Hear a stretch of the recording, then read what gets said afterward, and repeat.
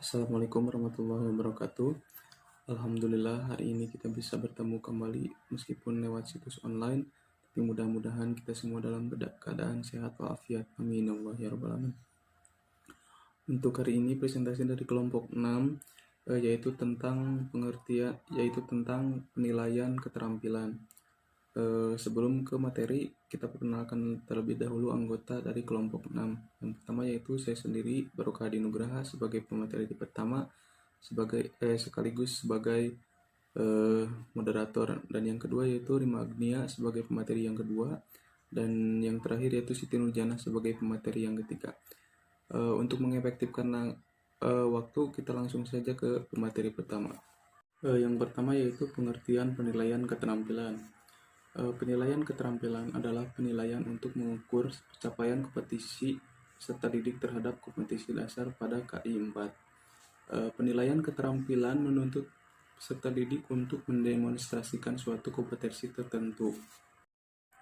Penilaian ini dimaksud untuk mengetahui apakah pengetahuan yang sudah dikuasai peserta didik dapat digunakan untuk mengenal dan menyelesaikan masalah dalam kehidupan sesungguhnya. Ketuntasan belajar untuk keterampilan ditentukan oleh satu pendidikan. Secara bertahap, satu pendidikan terus meningkatkan kriteria ketuntasan belajar dengan mempertimbangkan potensi dan karakteristik masing-masing satuan pendidikan sebagai bentuk peningkatan kualitas hasil belajar. Untuk yang selanjutnya yaitu teknik penilaian keterampilan. Penilaian keterampilan ini dapat dilakukan dengan berbagai teknik, yaitu yang pertama unjuk kinerja, kemudian proyek, kemudian portofolio, dan yang terakhir yaitu penilaian produk. Nah, untuk yang pertama yaitu penilaian unjuk kerja. Penilaian unjuk kerja ini dilakukan dengan cara mengamati kegiatan peserta didik dalam melakukan sesuatu. Penilaian ini cocok digunakan untuk menilai ketercapaian kompetensi yang menuntut peserta didik melakukan tugas tertentu, yaitu seperti praktikum di laboratorium, praktik ibadah, praktik olahraga, presentasi, bermain peran, memainkan alat musik, bernyanyi, dan membaca puisi atau deklamasi. Nah, kemudian yang selanjutnya di sini terdapat contoh pengisian format penilaian kinerja.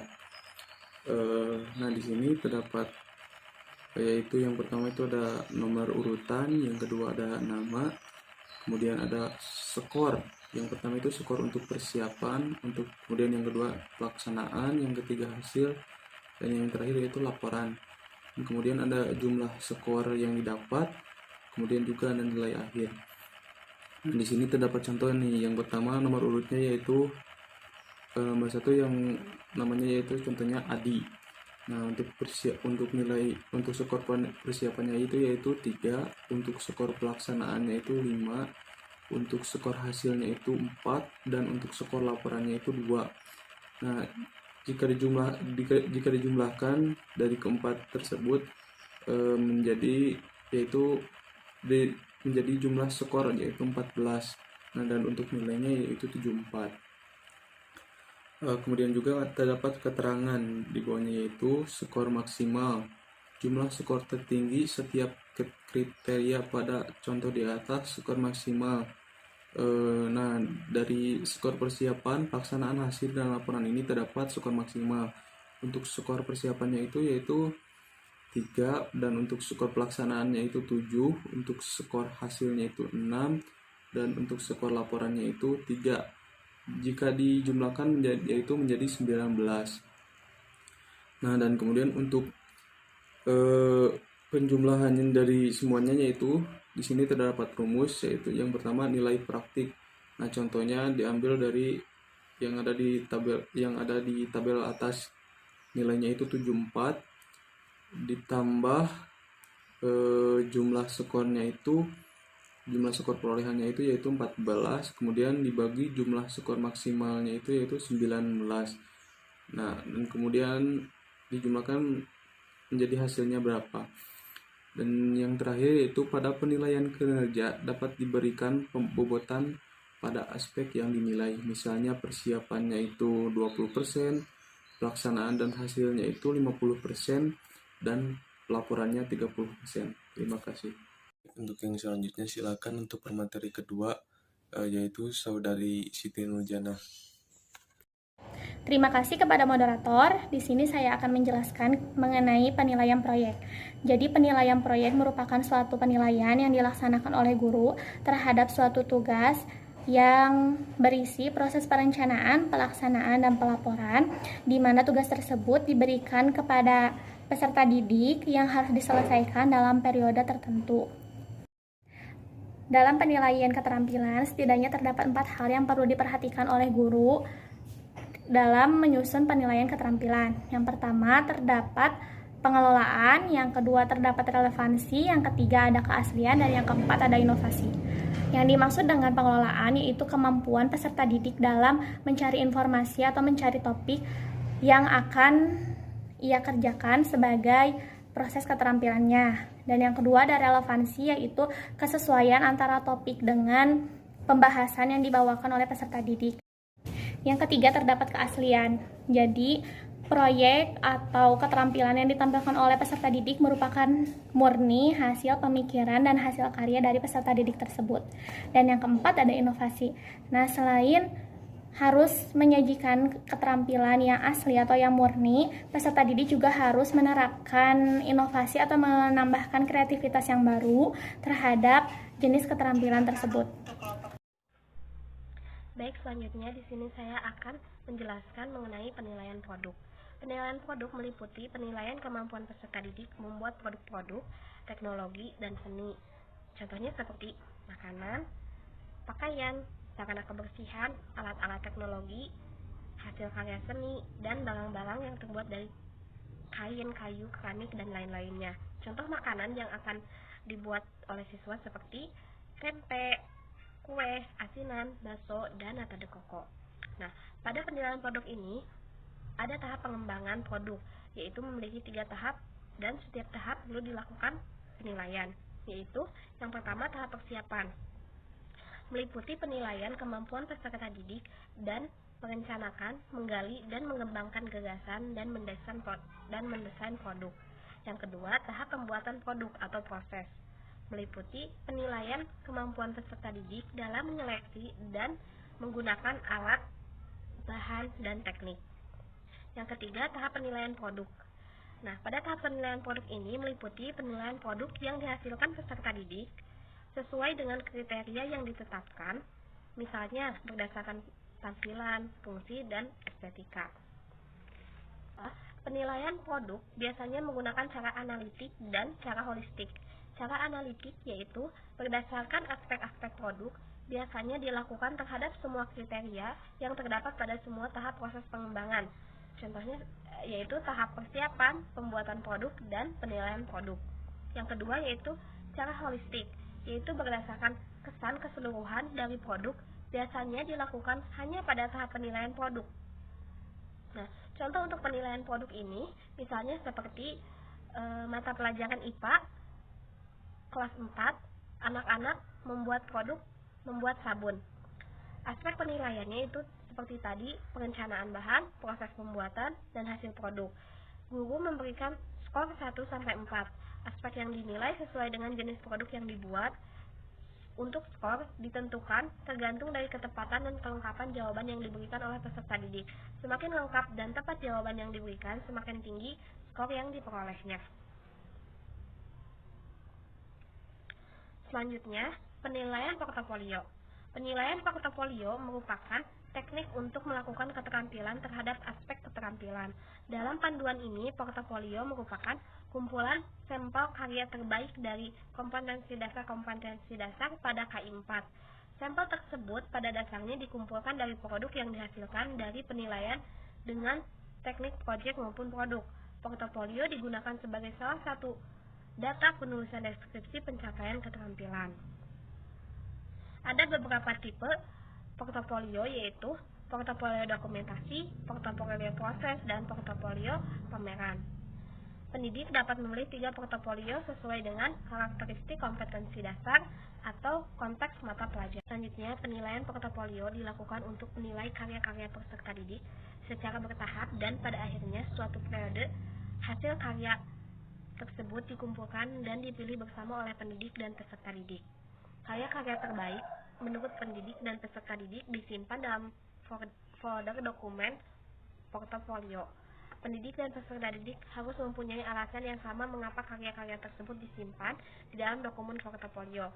Setiap karya pada dokumen portofolio harus memiliki makna dan kegunaan bagi peserta didik, pendidik, dan orang lain.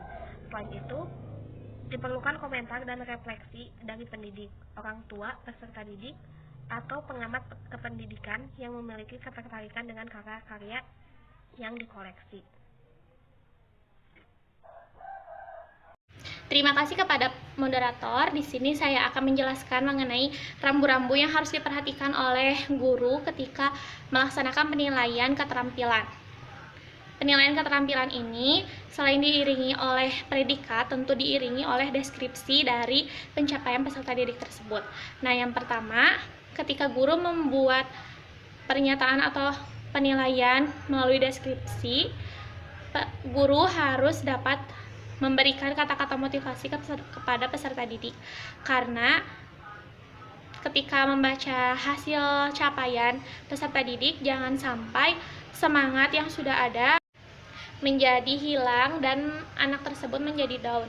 Nah, maka guru harus dapat menyisipkan kata-kata motivasi untuk lebih memotivasi peserta didik agar lebih baik lagi ke depannya. Nah, hal yang kedua yang harus diperhatikan oleh guru ketika membuat penilaian secara deskripsi, yaitu guru harus dapat mencantumkan capaian-capaian apa saja yang sudah dicapai oleh peserta didik tersebut, karena pencapaian dari setiap peserta didik pasti berbeda, dan hal tersebut dapat membuat tolak ukur bahwa peserta didik sudah mampu dalam menyelesaikan keterampilan, ataupun dapat juga dijadikan sebagai catatan bagi peserta didik apabila belum dapat mencapai keterampilan tersebut, agar nanti ke depannya dapat mencapai hal yang sudah ditentukan. Hal ketiga yang harus diperhatikan oleh guru ketika melaksanakan penilaian keterampilan, yaitu guru harus dapat menghadirkan hasil karya dari peserta didik tersebut. Contoh kegiatannya yaitu ketika peserta didik dalam proses pembelajaran diharuskan untuk membuat salah satu hasil karya untuk memenuhi nilai keterampilannya. Nah, maka untuk menunjang hasil capaian peserta didik, guru harus dapat menampilkan atau melampirkan hasil karya peserta didik tersebut. Sekian, saya kembalikan kepada moderator.